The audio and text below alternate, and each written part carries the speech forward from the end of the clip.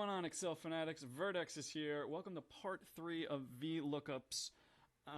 What we're gonna do, I know I keep getting cut off at the end, so I'm gonna just keep making as many parts as I need until I complete this lesson.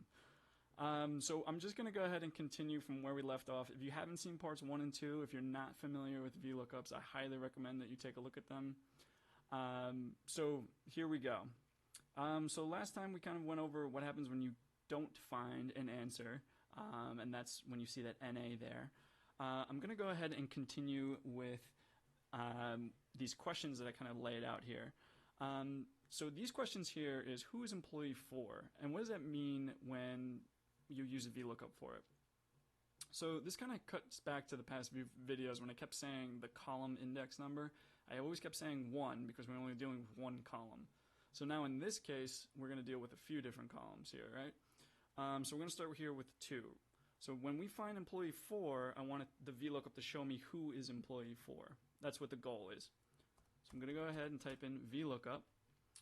I'm going to look up the value 4. I'm just typing in 4 here because I don't have 4 in a separate cell like the past few examples. So that's, I can't do a cell update in this case. That's the downside to that. But as far as the number 4, I'm just typing that in because that's what we're looking for. Table array. So I'm going to start with highlighting not only B3 through B7, but I'm also going to extend this into C, into the C column there. So you see actually the update here from B3 to C7, so it captures this whole section here. So my table array is complete. So now the column index number, going back to this. So what I want the VLOOKUP to do when it finds 4 in this table array, I want it to show me the answer in column 2. So 1 and 2. Column 1 is always the most left part of the table that you're highlighting.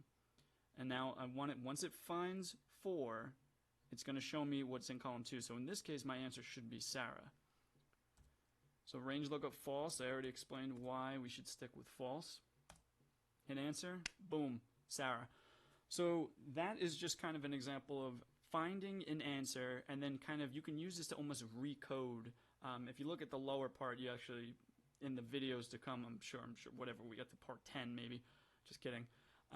That'll be kind of an example of recoding, but this is kind of another way you can use VLOOKUP. Once you find an answer, you want it to show this.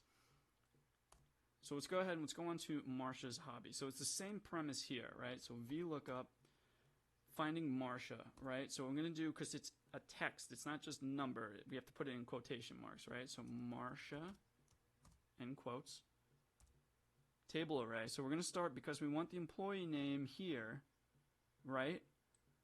And we want to know what the hobby is. So we're going to go and pull this over. So now we have our 2 columns again.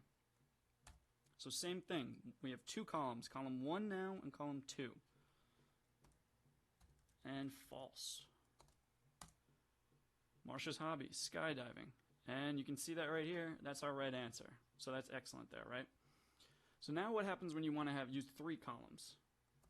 I'm sure you can guess it. But what we want to do, we're going to use 5 here, right? Employee 5, just following the question. Table array. We're going to start all the way over here, and I'm highlighting 3 columns this time in the table array, right? So B2 to D7, B, C, D. Column index number, you guessed it, 3. And we go to false.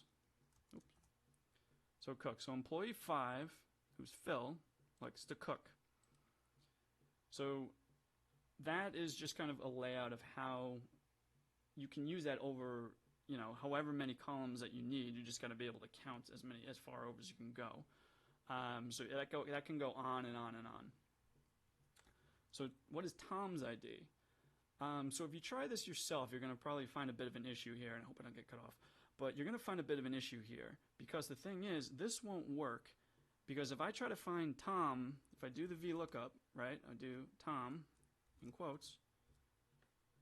If I try to make Tom the first column, you notice that the employee ID is over here.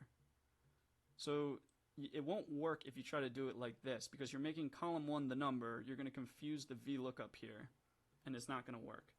So we'll try it. We'll just try it, right? 2, Doesn't make any sense because you can't find Tom in column 1, which